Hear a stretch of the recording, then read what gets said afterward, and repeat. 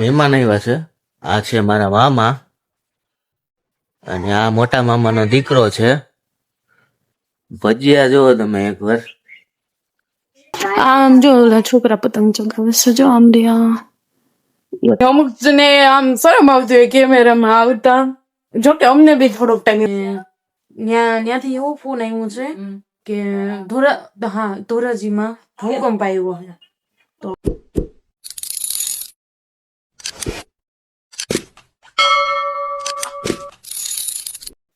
Hello મિત્રો, કેમ છો બધા મજામાં જશો? તો આજના અમારા નવા વ્લોગમાં સ્વાગત છે તમારું. તો જો આજે આપણી ઘરે મહેમાન આવ્યા છે. હું નોકરી ઉપરથી થોડીક ડેલી આવી ગઈ છું. જો મમ્મીએ બધી રસોઈ બનાવી જ નાખી છે અને હવે એક ભજીયા જ બાકી છે. તો આપણે જો ભજીયા બનાવવાનું ચાલુ કરી દીધી છે. અને કોણ મહેમાન છે એ રોહિલ તમે બતાવો છો. ઘરે જો આ મહેમાન આવ્યા છે. આ છે મારા મામા અને આ મોટા મામાનો દીકરો છે.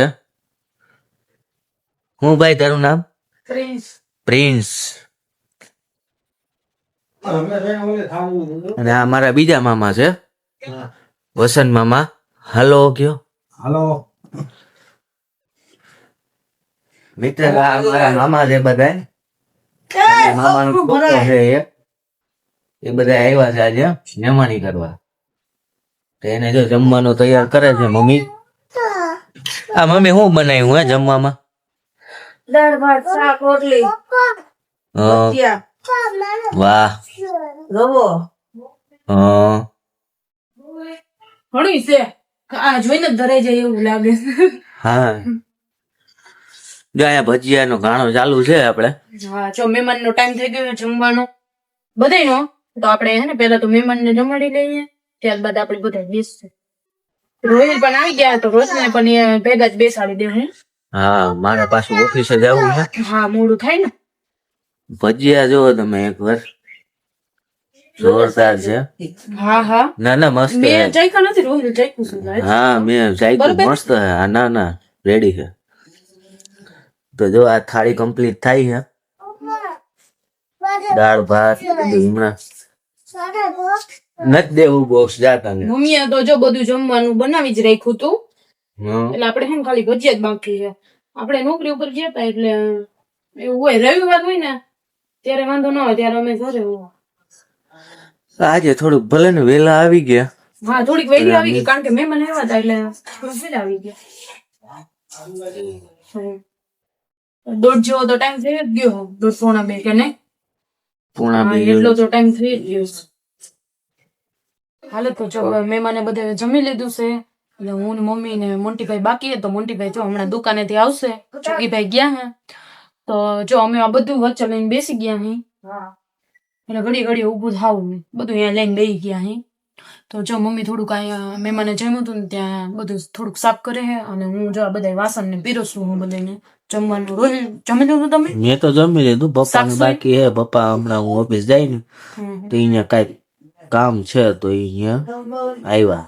એવું તો હવે એને મને એવું લાગે નહીં નક્કી ન હોય પપ્પાનું. સાક્ષુ તે જમ્યું? એ જો શરદી થઈ ગઈ, બામ લગાવી જોઈને નાકમાં બામ લગાવી. હાલો તો જો આપડા મહેમાન આવ્યા હતા ને વયા ગયા છે. અને જો અમે બધા વર્ગી ગયા એ કામ કરવા. તો જો મમ્મી અહીંયા વાસણનો ઢગલો લઈને બેસી ગયા. હા, થાવા આવ્યા હે, થોડા ઘણા બાકી છે. અને સાક્ષુ બેન જો મોબાઈલ જોઈશ.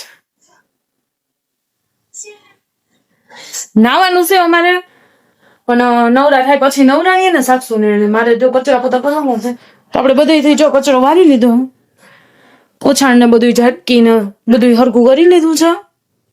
રસોડું પણ જો સાફ થઈ ગયું છે સરસ. ક્લીન કરવાનું બાકી છે. રસોઈ હોય એટલે આ ભજીયા ને એવું બધું એટલે થોડું આમ રસોડું આપણું થોડુંક ઓલું થઈ જાય, તેલ વાળું તીખું હોવું. તો હમણાં અહીં તો થોડુંક સાબુએથી ને કાઠી ગળી લસણનું સાફ કરી નાખીશું ને અસર થઈ જાય. તારે નાવાનું છે હે? નાવું તો છે. ચોપડા જો ફ્રી થઈ જાય ને એટલે હું તને નવડાવી દઉં. અને જો આપણે પાણીની ડોલ ને બધું ફિનાઇલ ને એવું બધું નાખીને તૈયાર જ કરી લીધું છે. તો આપણે પોતા જ કરવાના છે. સારું તો હવે આપણે કચરા પોતાનું બધું કામ બામ કરી લઈએ. નાવાનું છે, નહીં ધોઈ લે કપડા. તો જો કે સવારે 2-3 જોડી હતા તો પાણી આવ્યું હતું ને તો કપડા તો ધોઈ નાખ્યા છે. તો બી અત્યારે ના હું એટલે નહીં પડશે. એટલે બધું ઘરનું કામ કરી લઈ અને ફ્રી થઈ જાય. હાલો તો જો આપણે મસ્ત નાહી ધોઈને ફ્રી થઈને આવી ગયા છીએ મેળી ઉપર. તમે જોઈ શકો છો. જો અહીંયા મમ્મી હે ને દળનું હમું કરતા હતા, ઘઉં ને એવું બધું. હજા સાક્ષુ એ નાઈ લીધું હે, હવે માથું ઓરાવાનું બાકી હે. અને જો આપણે અત્યારે કપડાં ધોયા ને એ બધા સૂકવી દીધા હે. અને આ સવારના હે 2-3 જોડી સ્વેટર ને સાક્ષીનું એવું બધું છે. અને જો અત્યારે આપણે 5:45 જેવો ટાઈમ થઈ ગયો. અત્યારે છે નવરા થયા, કારણ કે શિયાળાના દી એવા હોય ને કે આમ ટાઈમ ખબર જ ન પડે, આમ ફટાફટી વયો જાય ટાઈમ. મમ્મી જો જાહેર ને એવું બધું છે, કારણ કે આપણું હે ને દળનું પૂરું થઈ ગયું હે. એટલે કાલે આજે તો મહેમાન ને હતું એટલે આપણે આજે કઈ દરાણું નથી દળનું. જમીન નવરા થયા તો 2:30 થઈ ગયા હતા. પછી બધું કામ કર્યું ને આડા તો આપણે દળનું હે ને હવે મમ્મી કાલે સવારમાં મૂકી દે દરવા માટે. હવે સાક્ષુ જો એમાં કઈ ન કરે કાના, જોઈ કાચ બાચ લાગી જાય ફૂટે તો. હે પાણી ભરેલું છે. આમ જો ઓલા છોકરા પતંગ ચગાવે છે. જો આમ એક આમ છે એ બધા લૂંટવા વાળા. એ તો ઘણી બધી પતંગો જો આમ છેટે છેટે હે એ બધી. અમુક દેખાશે અમુક નહીં દેખાય. જો અહીંયા 2-3 છે પતંગિયા, પતંગબાજ. અરે એક આધી 2 પતંગ કપાણી હોય તો તારે ધડ બળાટી હોય. એક આપ્યો છે અને લૂંટો મેળીમાં આમથી આમ ધડ બળાટી. આપણે બીક લાગે કે પડે નહીં લાગે નહીં, બીજું કઈ નહીં. પતંગ ચગાવવામાં કઈ વાંધો નથી. આપણે અમારી મેળી ઉપર તો આવતા જ નથી, કારણ કે હે ને જો આપણે આ સોલાર છે ને તો છોકરા હે ને 1-2 વાર મેં ને મમ્મીએ જોયું છે આની ઉપર ચડીને લસરપટ્ટી ખાતા હોય. એટલે આ સોલારના કાચ આપણે હે ને ભાંગે ને લાગે ને એમાંથી પછી ગરમ પાણી નીકળે. અમને એકવાર અનુભવ થઈ ગયો. એમાં શું છે, અમારે જયારે કલર કામ હાલતું હતું ને ત્યારે મમ્મી હે ને ખાટલો હે ને અહીંયા જ મૂક્યો હતો અહીંયા સાઈડમાં. અને જોશથી પવન આવ્યો ને તો ખાટલો આની માથે ગયો અને 2-3-4 પાઇપ તૂટી ગયા હતા. એ પાઇપ તૂટા હતા ને કાચ થયું હતું આખી મેળી માથે. અને ગરમ પાણી આખું ને ધડાબડી ફટાકડા નું ફૂટતો એની જેમ અવાજ આવતો. એટલે અમે હે ને પતંગ ચગાવવાની છોકરાઓને અહીંયા ના પાડીએ સોલાર ના હિસાબે. જો અહીંયા એક પતંગ ચગાવવાળો આવ્યો. કેમ આવ્યો ગયો? હંતાઈ ગયો. લે શરમ આવે કેમેરામાં આવતા. જો એક માં ચગાવે છે. જો અહીંયાથી હાઈ કરે છે. લાઈ ઉભો રે હવે કર. જો હવે કરે છે. અમુક ને આમ શરમ આવતી હોય કેમેરામાં આવતા. જોકે અમને બી થોડોક ટાઈમ એવું લાગતું હતું, પણ હવે હે ને આમ 3-4 મહિના જેવું થઈ ગયું એટલે હવે એવું વાંધો નથી. આપણે એવું કઈ છે ને. અને હારું હાલો તો આપણે જો કપડા સૂકવી દીધા હે ને, જે સુકાઈ ગયા ને લઈ લઈ અને નીચે જઈને હવે રસોઈની તૈયારી કરીએ. તો જો રસોઈનો ટાઈમ થતા જો આપણે અહીંયા સેવ ટમેટાના શાકનો વઘાર કરી લીધો છે. લીલી ડુંગળી છે, ટમેટા ને એવું બધું છે. અત્યારે લીલી ડુંગળી હોય ને એટલે સેવ ટમેટાનું શાક ખાવાની બહુ મજા આવે, મસ્ત. અને જો અહીંયા આપણે ખીચડીનું પાણી મૂકી દીધું છે. પાણી ઉકળે ત્યારબાદ આપણે એમાં ખીચડી નાખી દઈએ. અને રોહિલ પણ આવી ગયા ઓફિસેથી. કા અરે મોડા આવ્યા 6:30 ની માથે થઈ ગઈ કે નહીં? હા ઓલો મોદી સાહેબ નથી આવતા આપણે સોમનાથ. હા, એની તૈયારીમાં કામમાં હશો ને? હા એવું છે. સારું. હમણાં આપણે રસોઈ બની જાય ને એમાં શું છે, જો આજે ખીચડી આપણે હે ને થોડીક જ બનાવી. થોડીક જ, કારણ કે હે ને થોડાક એવા દાળ ભાત બપોરના છે. શાક તો નથી, શાક તો થોડુંક જ છે. એટલે શાક તો ફરજિયાત હતું જ બનાવવાનું. એટલે દાળ ભાત છે ને એટલે મેં મારા હાટું ને ચુગીભાઈ હાટું, સાક્ષુ હાટું, અમે અમારા હાટું 2-3 જણા હાટું ખીચડી બનાવી. કારણ કે હે ને મને દાળ ભાત ભાવે ખરા, પણ મને હે ને ગળી દાળ નો ભાવે. મારા માટું હે ને આમ અલગથી પેલા દાળ કાઢવાની પછી એમાં ખાંડ નાખવાની. કા હું બહાર જાઉં ને ત્યાં એટલે જો કે બીજાના ઘરે આમ મજા નહીં ગયો હોય ને તો નહીં, પણ મારા નણંદના ઘરે, મારા મમ્મીના ઘરે કે બીજે આમ આપણે આમ અંગત હોય ને એના ઘરે અમે જાય ને એટલે પેલા હું ત્યાં જઈને રસોડામાં જઈને પેલા એમ કહ્યું મારા હાટુ એને પેલા અલગ દાળ કાઢજો પછી ખાંડ નાખજો. કારણ કે મને હે ને ખાંડ વાળી દાળ નું ભાવે, ગળ્યું ઓછું ભાવે. એટલે મારા માટે મમ્મીએ જો બપોરે રસોઈ બનાવી તો પેલા તો હે ને દાળ મારા માટે અલગ કાઢી હતી, પછી ખાંડ નાખી. એટલે આપડી દાળ બપોરે જ પૂરી થઈ ગઈ હતી. એટલે મને દાળ ભાત તો અત્યારે ન ભાવે ખરા, પણ ખાંડ નાખેલી હોય ને એટલે ગળ્યા ન ખાય, એટલે આપણે આપણા માટે ખીચડી બનાવી છે.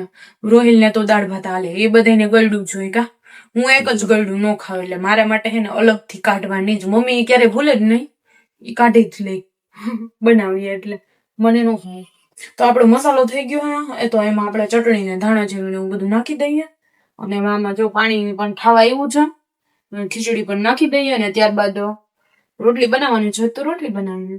તો જો આપણી બધી જ રસોઈ કમ્પ્લીટ થઈ ગઈ છે, અને પપ્પા પણ આવી ગયા છે જમવા, તો એ ટીવી જોવે છે, હજી કઈ કીધું નથી કે બની ગયું, તો હાલો જમી લઈએ.